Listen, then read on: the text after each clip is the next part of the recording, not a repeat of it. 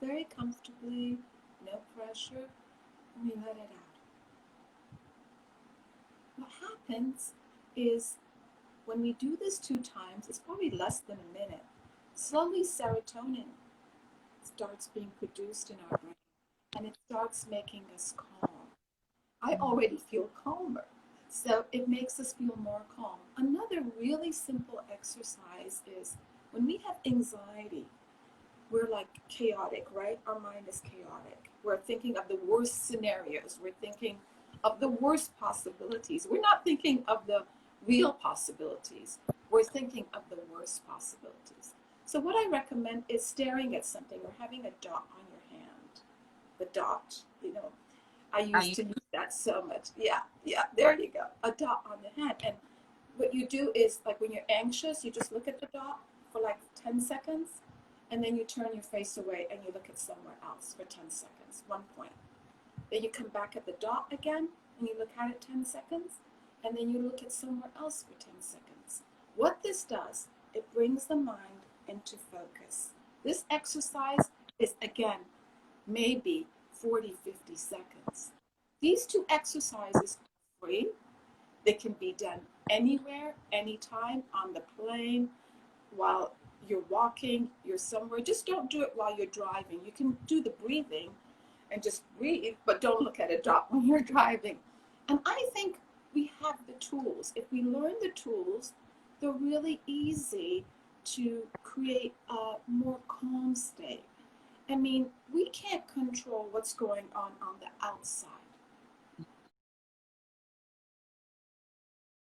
We can, though, take a hold of our own inner reactions so we don't react as strong, but in a way, embrace and respond, you know? So the reaction is something's going on, I get a phone call, and my immediate reaction is, oh my God, oh my God. That's the first reaction. But if I'm in a calmer state, my first response will be, okay, maybe a smaller breath. This is making me uncomfortable. What does it mean to me? And I think at this time in our world, we have that opportunity. Just like we have a lot of difficult things, we have this really positive thing, is the opportunity to connect inside. And through our anxiety, understand what is it that makes me feel not good, not centered? What is it that I don't feel confident in myself? Is it a lack of self-love? Is it that I don't believe in myself or I don't believe in the universe? Or what is it?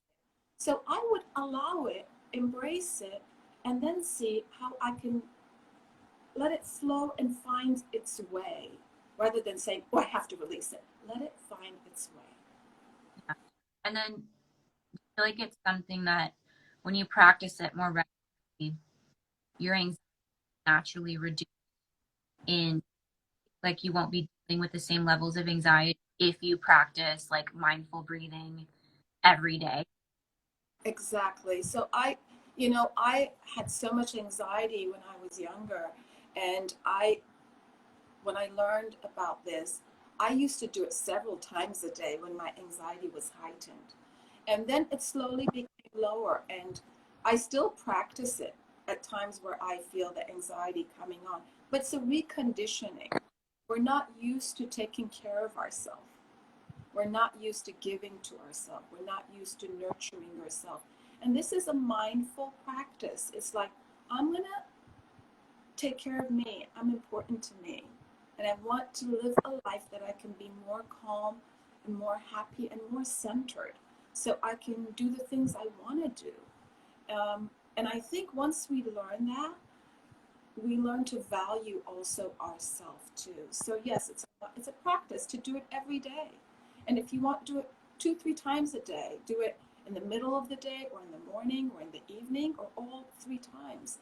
And it just starts with that. And just for us to reset our mind that no, anxiety is not there to be my enemy. It's there to guide me back to me. I think that's the very big key. Not to fear the fear, but allow the fear. Yeah. And to let it pass through you too is something that you've helped me with, like to observe it as an emotion, but understand that you are not your emotions. Your emotions are transient. They will come and they will go. And so observe the fear and then let it move, let it go. Yeah, we are not, we have learned these things, right? Through disappointments, through heartaches, we have become more anxious. By doing things we don't like, we become more anxious, right? By being in relationships that we are not honored and we're not valued, we become more anxious. We get claustrophobic. So yeah, it's about understanding we are not that emotion. We are not the anger, we're not the anxiety, we're not the jealousy. I believe we are really the goodness. And we have experienced these, so these are now new emotions that come on us. But what you shouldn't be attached to that emotion and say, Mitra, I'm just such an anxious person. No, you're not an anxious person. You have learned to take on anxiety. So now let's learn how to embrace the anxiety and slowly allow it to flow through us and be released so we can come to a new platform, a new confidence of being. And let me tell you, if people who have fear of flying and fear of surgery and so many things can overcome their anxiety and really embrace it and then really do so well with those things, we each can do that. I know some people who may be logging on now are thinking, oh, Mitra, but you don't understand. My anxiety is really bad. And I'm going to say, one day at a time. Take baby steps. Start with the smaller anxieties, the smaller things. Don't go with the big ones. Like if you have a fear of heights, don't go bungee jumping right now. You know, do the small ones. Usually people who get anxious about many different things. It's not one thing. So let's do the small ones. Like if you have a fear of, for example, driving, okay, first drive in the streets next to your house. If you have a fear of being in a relationship, okay, slowly maybe start being in a friendship first with somebody and allow someone to enter your life. So it's about taking baby steps.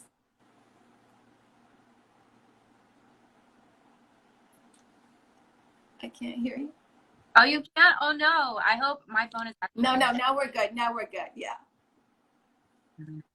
Yeah, I so that you've helped me a lot with that. My form of anxiety, like when it manifests, I'm a person that gets the shaking, where like my whole I can feel my heart like vibrating in my chest and my lungs don't get enough air, and so it's really obvious when I have anxiety because I have to use my voice at work, obviously, and you can hear in my voice that my voice is weak and I'm shaking, and so these are things that I've really had to work on when I'm nervous, like especially having to do like an award show or go in front of a lot of people live, which is when that comes up for me. And it's been really helpful. And, I think it is a good way to start, like picking something small and getting comfortable doing it. And then it'll naturally sort of integrate itself into your life in other ways and become easier. And once you see the result too, you become excited. You're like, wow, that actually did work for me. So I have something I can believe in. And it is a tool. It is like, you have these steps that you can take so you don't feel so lost and so overwhelmed. You're like, okay, I know if this happens to me, I can do these 3 things and it's going to help to some degree. So it gives you confidence in every time you enter into a new situation where you do feel that anxiety.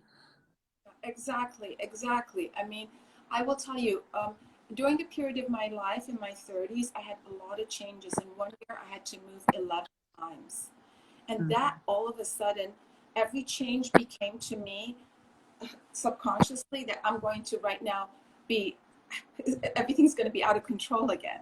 So Yeah. again, every time there was a small, even such a thing as a trip, I thought, oh, I'm going to lose my home. And that gave me so much anxiety. And I want people to understand that there's a reason we get anxiety. It's usually because something has triggered our self-belief or our self-love. And we feel on some level that we're not worthy or capable of it. It comes down to that, which we can talk about. That's a whole different subject.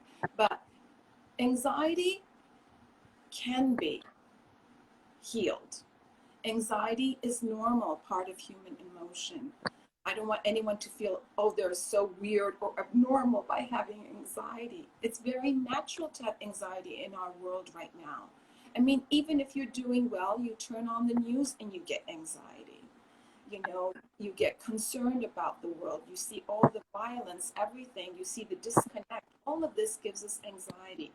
But how do we not attach ourselves to anxiety, you know, and detach ourselves, but yet let it help us to find our own inner calm and inner confidence, one day at a time and one step and one breath at a time. Awesome.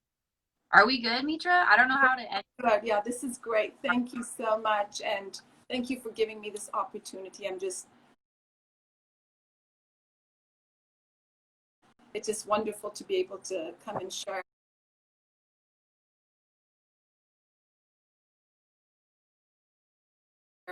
with you.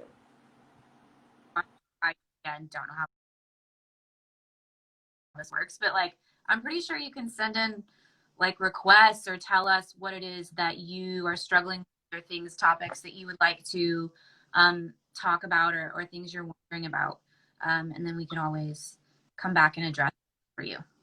Yeah, thank you everyone for tuning in. Thanks, Megan. Thanks, Madison. Thank you. Talk to you later. Bye-bye.